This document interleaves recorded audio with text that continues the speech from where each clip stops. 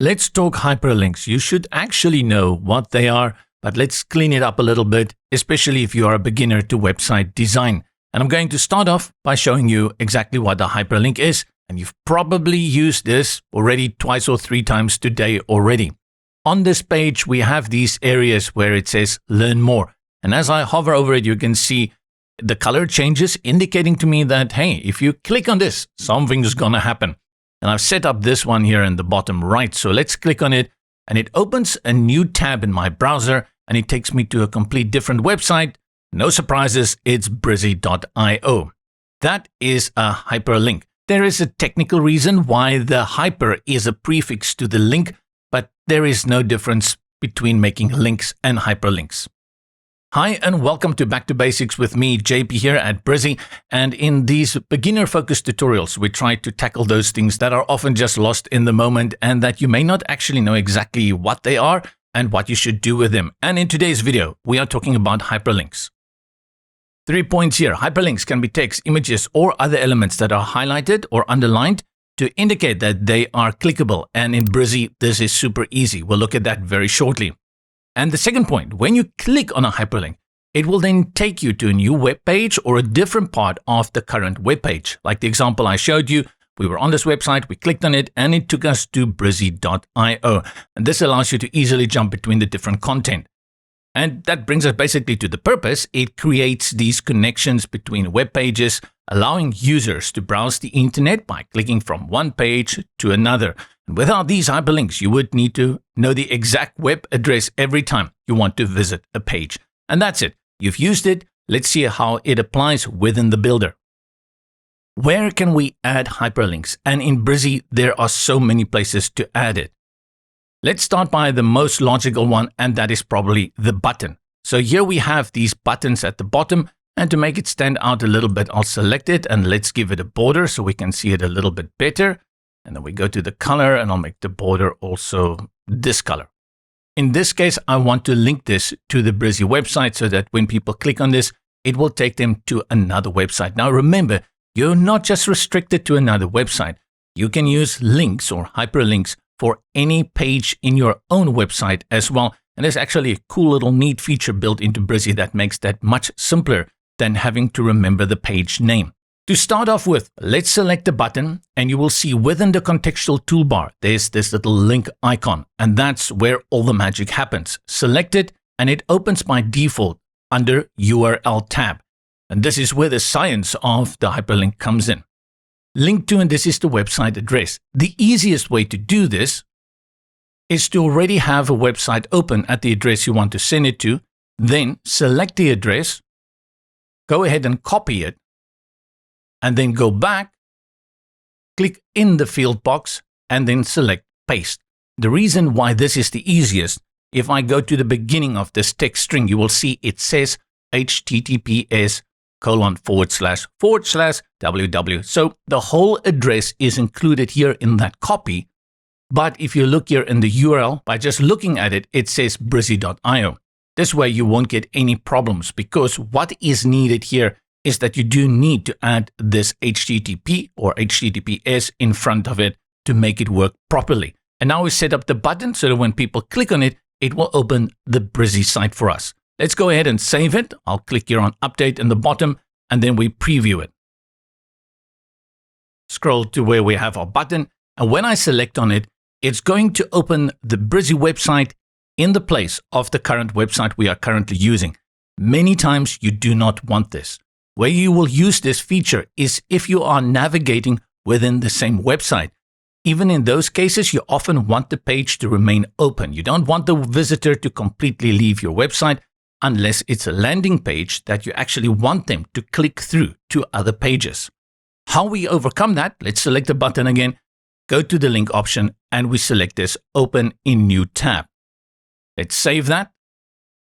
Go for another preview. Scroll down and click on Learn More. And there we have it. It opens a new tab for us. It keeps the previous page open so we can still navigate between these two by selecting the different tabs in our browser. And that is it in a nutshell. This is how hyperlinks work. Apart then from having this function in the button element, we find it in various other places too, mostly where you have images or graphics and text. Whenever you see text on your page, you will be able to bring in a link. Over here, let's click on this, and you see we have the link option over here. We can select URL, and we paste again that Brizy URL, and same thing, we set it on to open a new tab, and it's going to do exactly the same. You will notice there's also now an underline if people hover over it. Doing it this way by clicking in the text will make the whole text element a hyperlink. You can also just do a small part of the text within a paragraph. Let's go down and find a bit of paragraph right here. Let's say I only want this first part, modern UI, to be the hyperlink. What I do in this case, I go and click on the element, then I select the text, and now I can enter the URL, go to URL, paste it, click outside, and you will see only this part. And this way you can have multiple URLs or hyperlinks within the same text element by selecting different parts of it. This is going to be the same URL, but this is just an example. In this case, we may even go ahead and just give this one a color as an indicator for our visitors that these parts of the text are actually different. There we go. That's the case for text. For graphics, here I have an image, select the image, and you see we have the link option again.